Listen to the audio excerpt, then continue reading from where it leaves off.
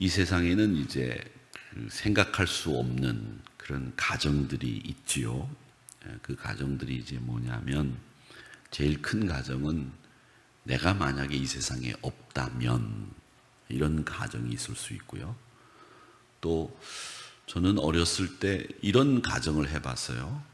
내가 여자라면 뭐 이런 가정도 해봤습니다. 여러분은 여성분들은 내가 남자라면 뭐 이런 가정도 해보셨는지 모르겠습니다만은 그런 가정들이죠. 있을 수 없는 가정이죠. 그 가정 중에 우리 믿음의 사람들이 할 수 없는 가장 소름 끼치는 가정이 있죠. 하나님이 계시지 않는다면, 또 혹은 예수님의 부활이 없다면, 이런 가정들은 우리 믿음 생활을 하는 신자들에게는 가장 소름 끼치는 가정입니다. 근데 이 가정이 성립될 수 없는 이유, 왜 있어서는 안 되는, 성립될 수 없는 가정인가? 교인들 가운데에서는 이 부활을 믿지 못하는, 부활에 대해서 신앙생활을 하면서도 신뢰하지 못하는 신자들이 가끔 있습니다. 이 부활이 정말 있었던 일입니까? 이렇게 묻는 신자들이 있다는 거죠. 또 목사에게 이 부분에 대해서 감히 물었다가는 이거는 내 신앙이 없음을 드러내는 것이 아닐까라는 그런 우려 때문에 묻지는 않지만 이 부활 신앙에 확신을 가지고 있지 않은 신자들을 보게 됩니다.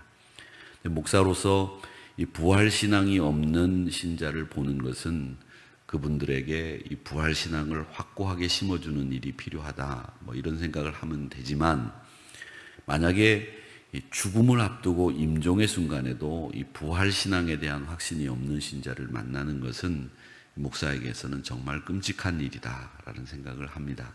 그래서 어쨌든 이 부활 신앙이 신앙의 가장 중요한 근간이기 때문에 이 부활 신앙에 대해서는 우리가 분명하고도 확고하게 가르치고 또 확신을 가질 수 있도록 만들어 드려야 된다, 이런 생각을 목사들은 갖고 있습니다. 이 말씀을 오늘 보면 이 15장은 부활장 이렇게 부르죠. 근데 이 부활장은 바울 사도가 말씀을 조건문, 즉 무엇이 없다면 이런 식으로 풀어나가는 말씀들이 쭉 나옵니다. 무엇이 없다면, 무엇이 없다면 이런 식으로 풀어나가는 방식으로 꼬리 물기 방식이라고 하죠. 그런데 이 부활이 없다면이라고 하는 말의 결론은 뭐냐? 우리 모두가 다 비참해진다, 이 말씀을 합니다.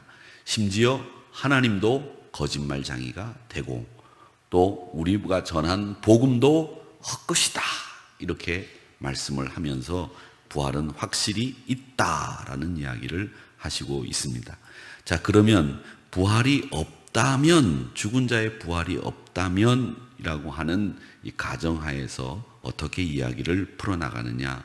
죽은 자의 부활을 황당하게 여기는 사람들이 오늘날 뿐만 아니라 이 부활장을 쓰는 이 고린도전서 15장을 쓸 당시에도 있었습니다. 또 그리스 철학은 이 플라톤의 영향을 받아서 이 그리스 철학에는 이데아라고 하는 것을, 즉 영 혹은 보이지 않는 세계, 이런 세계를 보이는 세계보다 훨씬 더 월등하고 우월한 세계로 생각을 했습니다.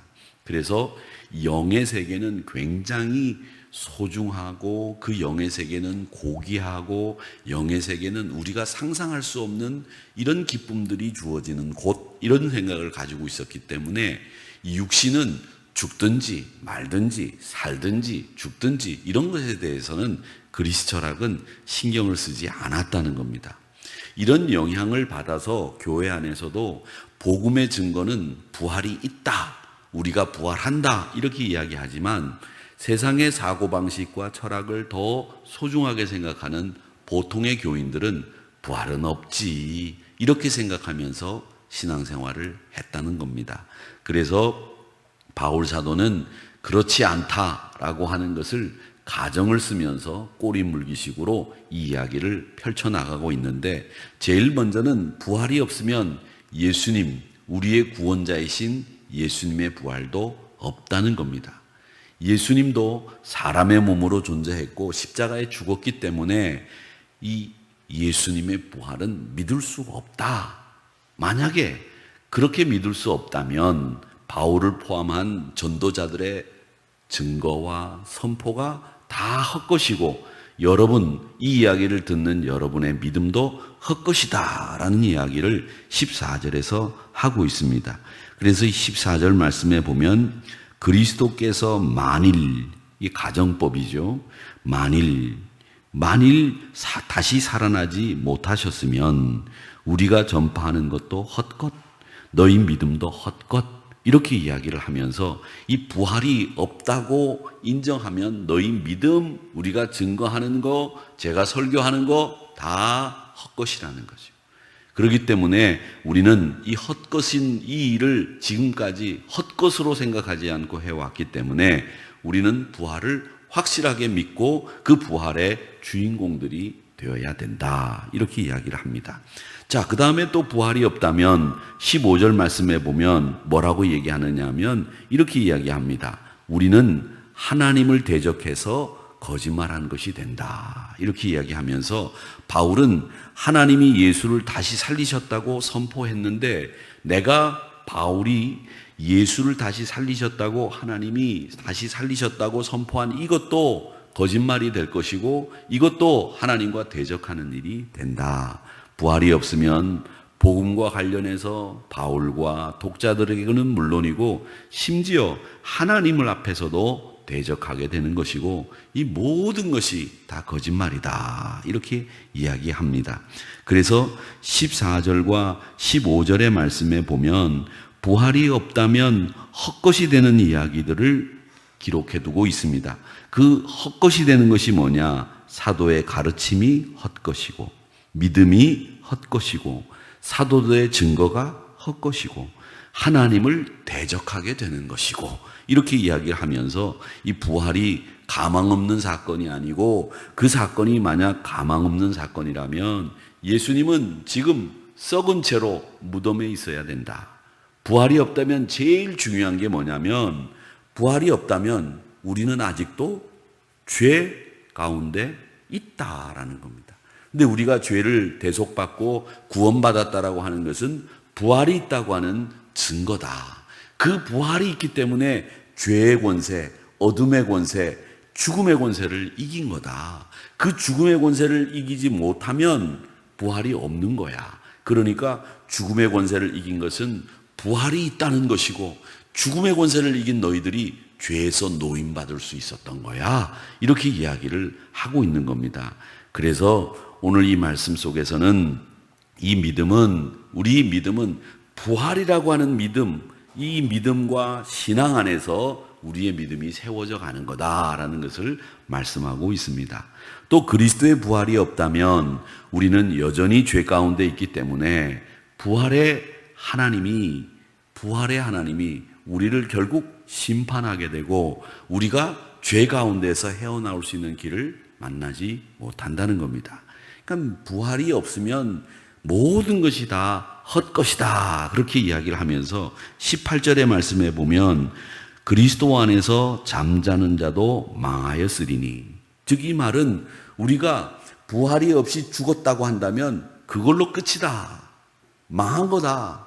이렇게 이야기합니다. 그래서 이 부활은 있고 없고에 따라서 망한 거냐 흥한 거냐 결정짓는 게 부활신앙이다. 이렇게 이야기를 합니다. 사랑하는 성도 여러분, 우리의 신앙은 어디에 근간하고 있느냐? 부활신앙에 근간하고 있는 겁니다. 여러분과 제가 우리 주님 다시 오시는 날 무덤을 깨치고 일어날 것, 그걸 믿고 소망하는 신앙 안에서 사는 겁니다. 이 부활신앙을 확고하게 믿으시고 그 부활신앙이 우리의 신앙을 좀 더 강력한 능력 있는 신앙으로 바꾸는 겁니다. 그렇습니다. 제가 존경하는 목사님들이 계신다고 말씀을 드렸었는데 그 목사님들이 저의 목회에도 저의 신앙생활에도 굉장히 큰 영향력을 끼쳤는데 그 목사님들이 병에 걸렸어요. 그래서 제가 그때도 말씀을 드린 바 있습니다마는 내가 이만큼 살았으면 됐지 또 뭐 내가 수술하고 치료한다 그러면 교인들도 기도할 터이고 신경 쓸 것이고 기도할 것도 많은데 내가 그럴 필요 있겠는가? 그저 하나님이 주신 수명 이만큼 살다가 가면 되겠지, 이렇게 생각을 하고 치료도 거부하셨어요. 그 치료를 거부하셨다는 게 꼭 어떤 특별한 이유라기보다는 그분들의 치료 거부는 부활신앙과 확고한 천국에서의 삶을 믿고 있었기 때문에 그런 이상한 고통스러운 치료 앞에서 나의 마지막을, 끝을 그렇게 망가뜨리지 않겠다라는 생각을 가지고 계셨던 것 같습니다. 그런 분들을 볼 때마다 저는 가슴 뭉클할 뿐만 아니라 정말 전율이 느껴질 정도로 이렇게 확고한 부활신앙을 가지고 있는 분들이 우리에게 신앙의 모범을 보이셨구나, 이런 생각을 하면서 참 존경스럽다 생각을 합니다.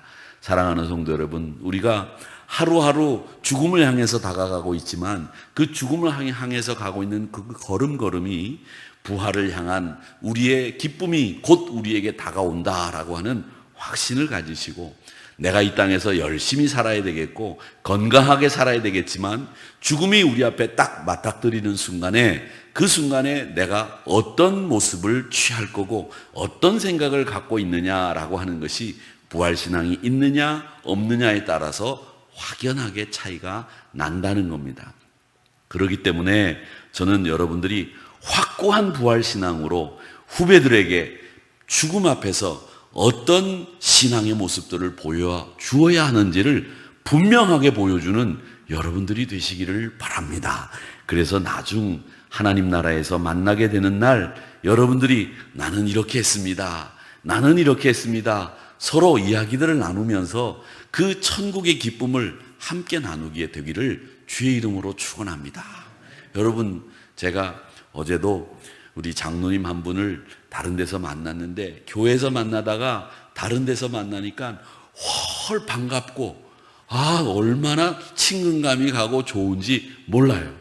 그런데 여러분들을 매일 교회에서만 만나고 이 땅에서만 만나다가 나중에 하늘나라에 가서 만나게 되면 얼마나 반갑겠어요. 저는 반가운데 안 반가운 분들이 몇 분이 계신 것 같은데, 안 반가우면 제가 이렇게 지나가는 길을 천국에서 보시고 피해 가시면 되겠습니다. 피해 가시면 되겠는데 얼마나 반갑겠어요. 저는 그 생각을 해보면 그때 하늘나라에서는 지금 목사와 성도로 만나지 않고 하나님 백성으로 서로 만나게 될 터인데, 그때는 좀 격이 없이 만나지 않겠어요? 저보고 목사님 그럴 필요 있겠어요? 거기서는 그렇죠? 다 형제 자매인데 그렇게 만나지 않겠어요?